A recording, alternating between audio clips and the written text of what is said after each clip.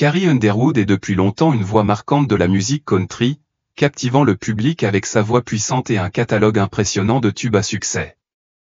Ses fans l'adorent non seulement en tant que chanteuse et compositrice, mais aussi en tant que talent aux multiples facettes, actrice, épouse dévouée et mère aimante pour son fils de 3 ans, Isaiah.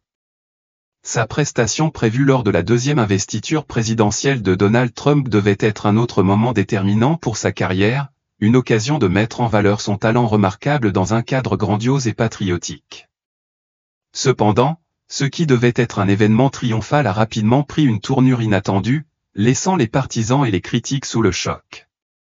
Alors, qu'est-ce qui s'est passé exactement? Plongeons dans les détails.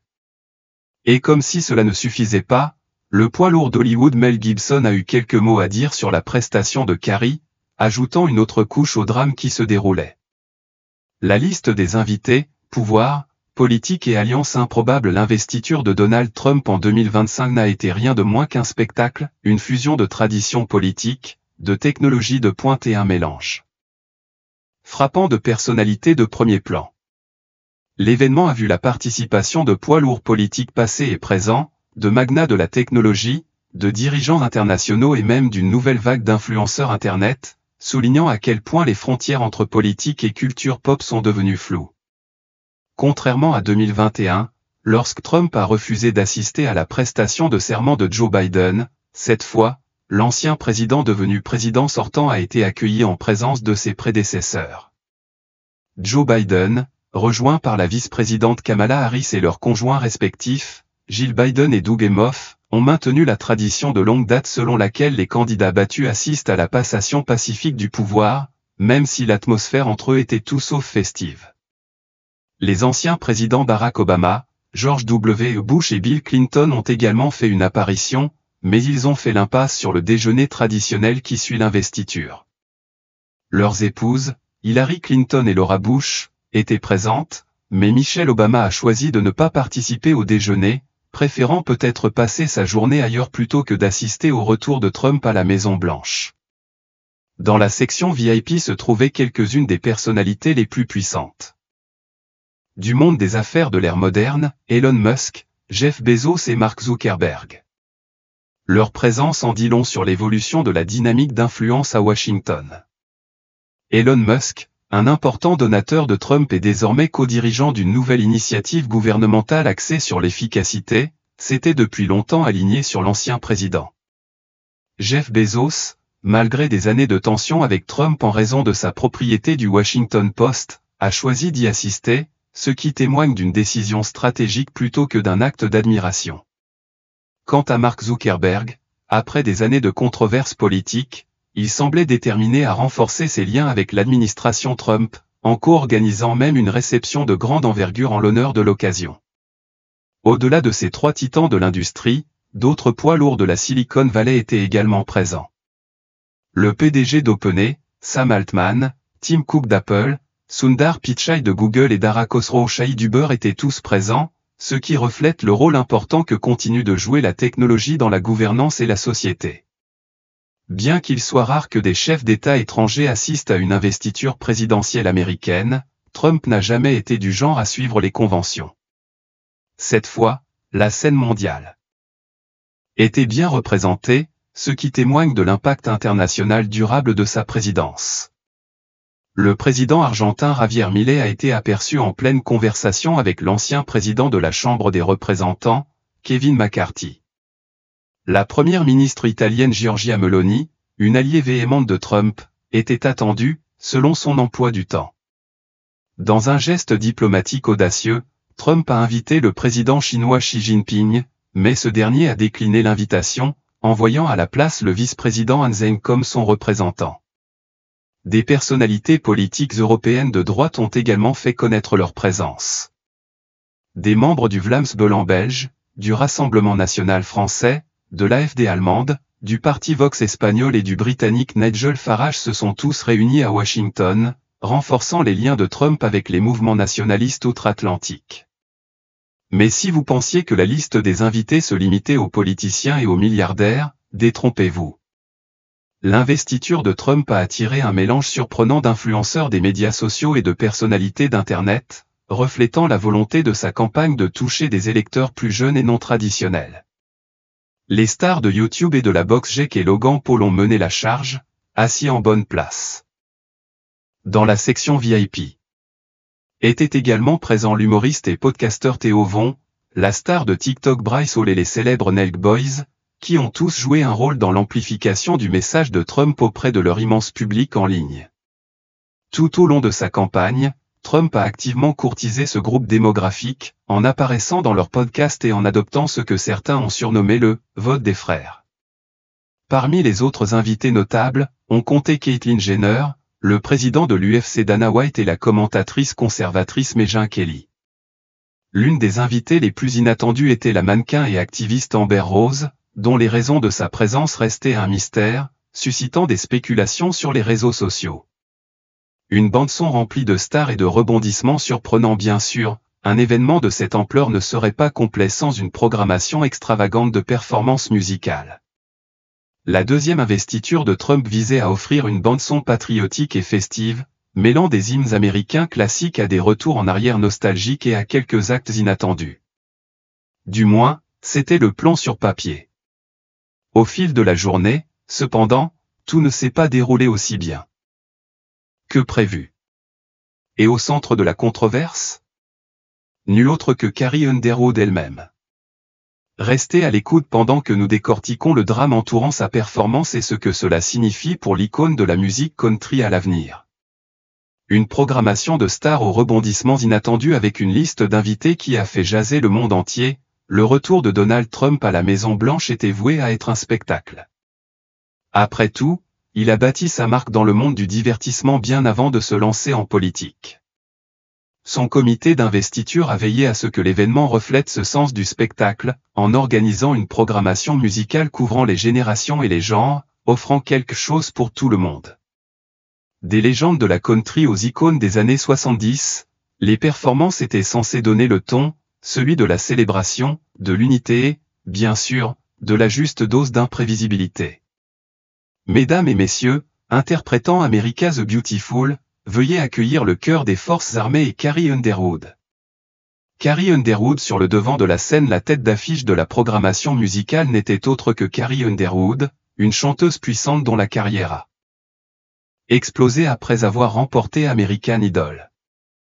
Choisie pour interpréter America the Beautiful devant une foule immense, elle était censée offrir une prestation émouvante et patriotique qui servirait de prélude enflammé à l'investiture de Trump.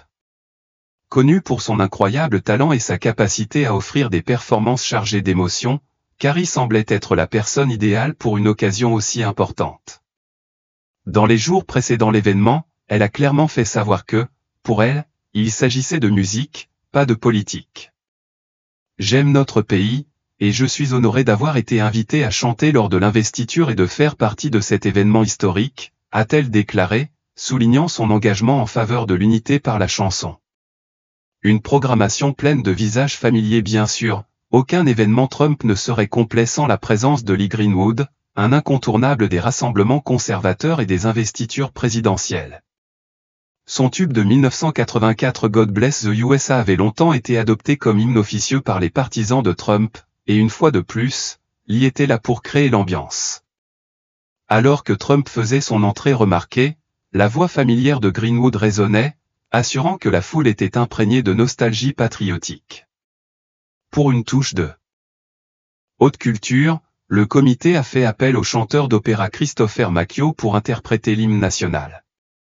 Avec une voix profonde et résonnante qui avait impressionné le cercle intime de Trump lors de divers événements de campagne, Macchio a ajouté une touche de grandeur à l'occasion. Son style opératique a pu sembler être un choix inhabituel par rapport au reste de la programmation, mais, comme le dit le dicton, la variété est le piment de la vie. Puis, à la manière typiquement trumpienne, est arrivé un ajout inattendu mais en quelque sorte approprié, The Village People. Oui, le même groupe à l'origine de 1K, une chanson qui est devenue inexplicablement un incontournable des rassemblements de Trump au fil des ans.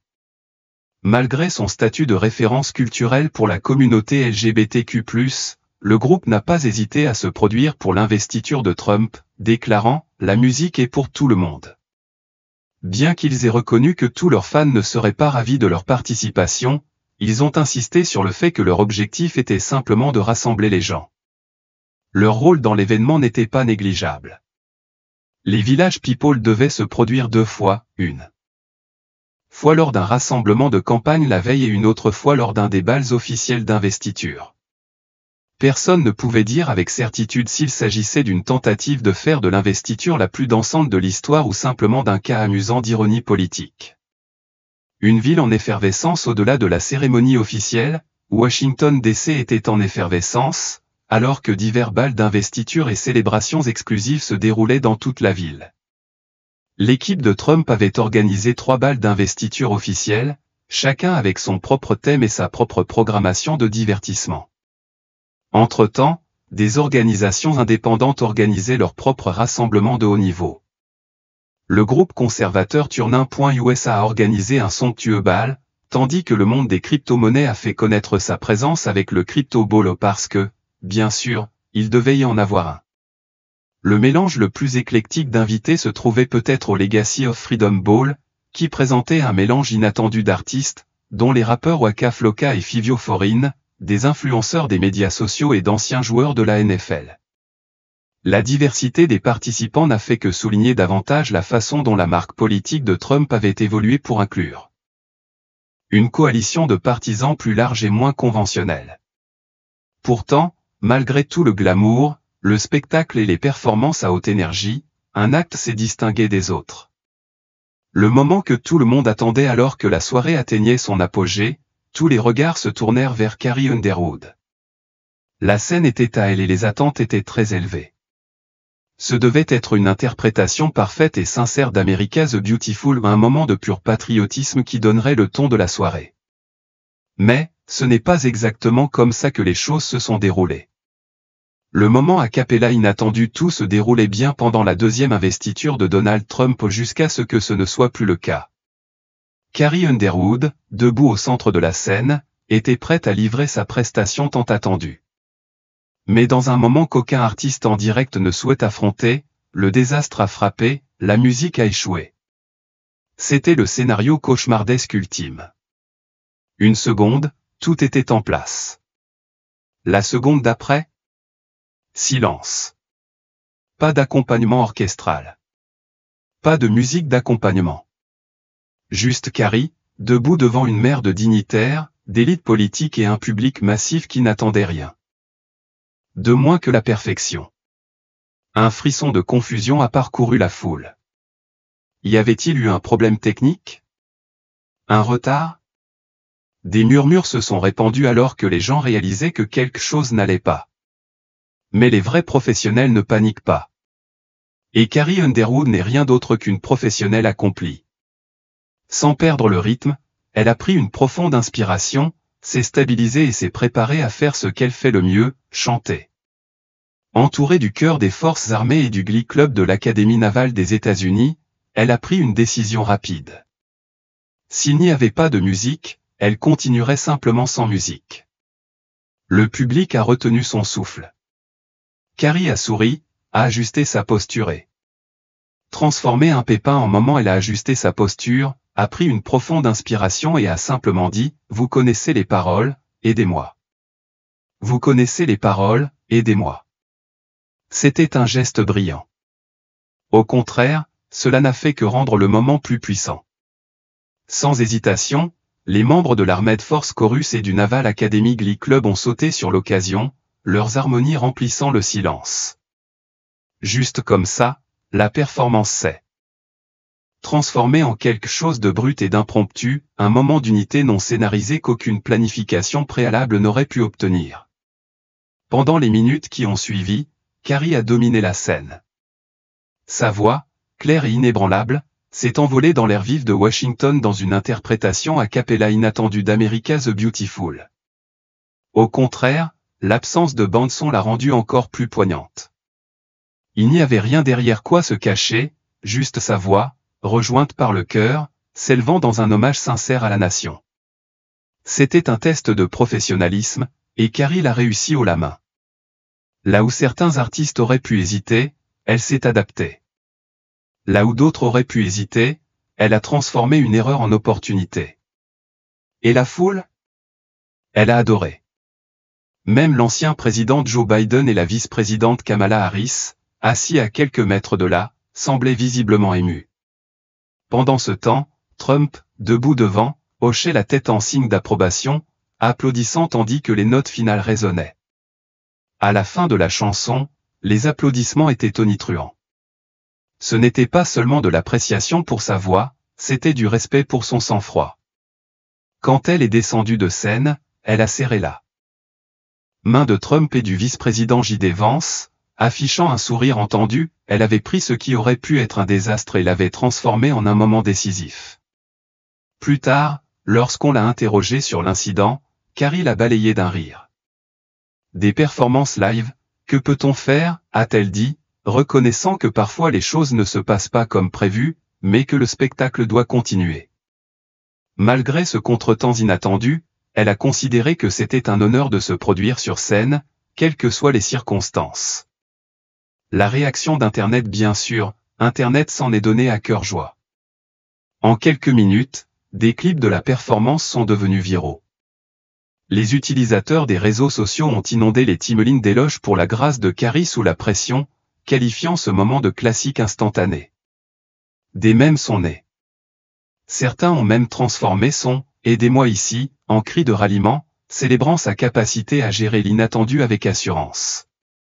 Mais, comme c'est souvent le cas, la conversation a rapidement dévié, passant de sa performance à quelque chose de complètement différent. Sa tenue. La robe qui a déclenché un débat, ce ne sont pas les notes qu'elle a jouées ou la façon dont elle a sauvé le moment qui ont fait la une des journaux par la suite. Au lieu de cela, les réseaux sociaux ont explosé en frénésie à propos de ce qu'elle portait. Carrie avait initialement prévu de monter sur scène dans une robe haute couture conçue sur mesure, ce qui convient à une artiste lauréate d'un Grammy se produisant lors d'une investiture présidentielle.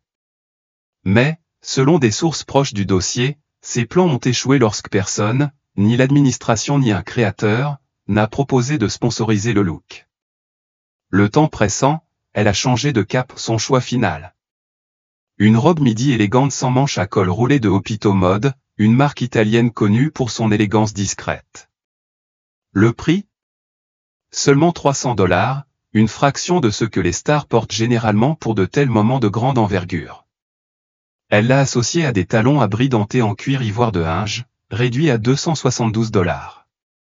Stylisée par sa conseillère de mode de longue date, Marina Twabina, qui avait conçu de nombreux looks de Carrie sur le tapis rouge par le passé, la tenue était chic, raffinée et pratique. En toute autre occasion, elle aurait été un choix élégant sans effort. Mais ce n'était pas n'importe quelle occasion. Il s'agissait d'une investiture présidentielle, où le monde s'attendait à de la grandeur, du drame et de la haute couture. Au lieu de cela, ils ont eu une Carrie bien habillée, mais pas une Carrie sur le tapis rouge. Le contre-coup de la mode dès que les photos ont fait surface, Internet s'est déchaîné. Certains critiques étaient déconcertés qu'une star de son calibre porte quelque chose de prêt-à-porter pour un événement aussi monumental. D'autres ont qualifié la robe de trop simple, trop professionnelle, plaisantant sur le fait qu'elle semblait plus prête pour un déjeuner d'affaires que pour une performance historique. Puis sont venues les comparaisons.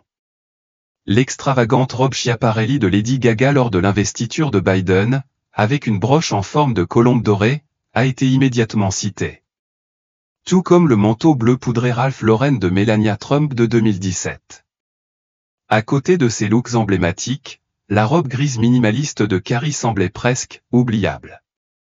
Les blogueurs de mode et les critiques des réseaux sociaux ont spéculé qu'elle avait été snobée par des créateurs qui ne voulaient pas être associés à l'événement ou ne la voyaient pas comme une cliente de la haute couture. Certains se sont demandé si sa décision de se produire lors de l'investiture de Trump avait eu un impact sur sa capacité à obtenir un grand créateur. Et puis il y avait les chaussures. Le grand débat sur les chaussures. S'il y a une chose qui a vraiment retenu l'attention d'Internet, c'était les chaussures. Les talons Hinge pratiques, classiques et discrets contrastaient fortement avec la mode habituelle des investitures. Alors que certains ont loué leur simplicité, d'autres n'ont pas pu s'empêcher de penser qu'ils étaient en solde. Pendant des jours, les forums de mode et les fils de discussion sur les réseaux sociaux ont débattu pour savoir si la tenue de Carrie était une déclaration délibérée ou un oubli malheureux. Certains l'ont défendue, affirmant qu'elle incarnait une confiance tranquille et refusait de se plier aux attentes d'une mode exagérée. D'autres y ont vu une occasion manquée à un moment où elle aurait pu s'imposer dans l'histoire de la mode d'investiture, mais a préféré jouer la carte de la sécurité. En fin de compte, cependant, le discours autour de sa tenue n'a rien à voir avec l'impact de sa performance.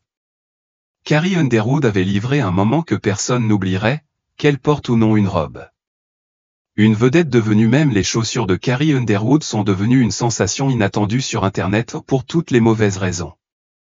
Sur Twitter et TikTok, les mèmes et les blagues se sont répandus comme une traînée de poudre, les utilisateurs se concentrant sur un détail, les talons étaient en solde. Un tweet viral a résumé le sentiment, Carrie s'est présentée à l'investiture de Trump avec des chaussures à prix réduit. Ma fille, au moins, achetez-les au prix fort. De l'extérieur, la réaction peut sembler exagérée. Carrie avait l'air impeccable sans effort, prouvant qu'il n'est pas nécessaire de porter une robe à $10 000 pour se présenter devant les dirigeants mondiaux et offrir une performance puissante. Mais à une époque où l'image est primordiale, en particulier lors d'événements politiques de grande envergure, son choix discret a été perçu comme un faux pas. Que ce soit juste ou non, la mode d'investiture ne se résume pas à l'apparence. C'est une question de spectacle, de symbolisme et de déclaration. Et Carrie, intentionnellement ou non, en a fait une, mais pas celle que l'Internet voulait. Les chiffres du streaming en pâtissent, mais les véritables conséquences ne sont pas venues des mêmes. Alors que la poussière retombait après sa performance virale dans America's Beautiful aux problèmes techniques compris, Carrie a dû faire face à une conséquence encore plus inattendue, une baisse de ses chiffres de streaming. Pour une artiste de son calibre, les grandes performances publiques entraînent généralement une augmentation de l'audience. Un spectacle à la mi-temps du Super Bowl, une cérémonie de remise de prix, voire une publicité bien placée, des moments comme cela incitent les fans à revenir vers le catalogue d'un artiste. Pas cette fois. Selon les données de Luminat, la musique de Carrie a été écoutée 1,46 million de fois le 20 janvier, le jour de l'investiture, soit une baisse de 6% par rapport au lundi précédent, où ses chansons avaient cumulé 1,55 million de streams. Dans un secteur où l'exposition est généralement synonyme de profit, cette baisse était un signal d'alarme flagrant. Et elle n'était pas la seule. Son collègue Rapanelli, qui est monté sur scène lors du Liberty Bowl inaugural ce soir-là, a également vu ses chiffres chuter. Ces morceaux, qui comptaient 1,63 million de streams la semaine précédente, sont tombés à 1,54 million le jour de l'investiture. Si les deux artistes ont vu leur téléchargement numérique augmenter légèrement, aucun n'a dépassé les 1000 téléchargements ce jour-là, un chiffre étonnamment bas compte tenu de l'ampleur de l'événement. La réaction contre la décision de Carrie de se produire lors de l'investiture de Trump s'est matérialisée en quelque chose de réel, les fans l'ont ignoré. Pour une artiste qui a passé près de 2 décennies à dominer les classements nationaux, c'était un territoire inexploré. Le soutien inattendu de Mel Gibson, mais qu'est-ce que Mel Gibson a à voir avec tout cela? Alors que les réseaux sociaux décortiquaient la chanson de Carrie, sa robe et même la politique de sa performance, Mel Gibson voyait les choses différemment. Plutôt que de peser sur le débat sur la mode ou la controverse autour de sa décision de chanter lors de l'événement, l'actrice et cinéaste s'est concentrée sur ce qui comptait vraiment, le talent et la grâce de Carrie sous pression. Selon Carrie elle-même, Gibson lui a adressé une note personnelle d'encouragement. Dans un commentaire sur Instagram, elle a révélé « J'ai reçu un soutien énorme de la part de mes proches, et même de personnes que j'admire, comme Mel Gibson, qui a laissé un joli mot. Je suis reconnaissante. » Son message était d'une franchise rafraîchissante. Il aurait dit à Carrie, le talent l'emportera toujours sur le bruit de l'examen public. Peu importe ce que chacun porte, et il n'est certainement pas indiqué nulle part combien d'argent vous devez dépenser pour avoir une belle apparence. Ce qui compte, c'est le talent, et vous en avez à l'appel. À une époque où Internet était hyper focalisé sur le prix de sa tenue plutôt que sur sa capacité à offrir une performance vocale époustouflante malgré un problème technique majeur, Les mots de Gibson ont rappelé que l'art ne devrait jamais être éclipsé par l'esthétique. Que les gens soient d'accord ou non avec sa décision de se produire, une chose était indéniable, Carrie a géré une situation impossible avec classe.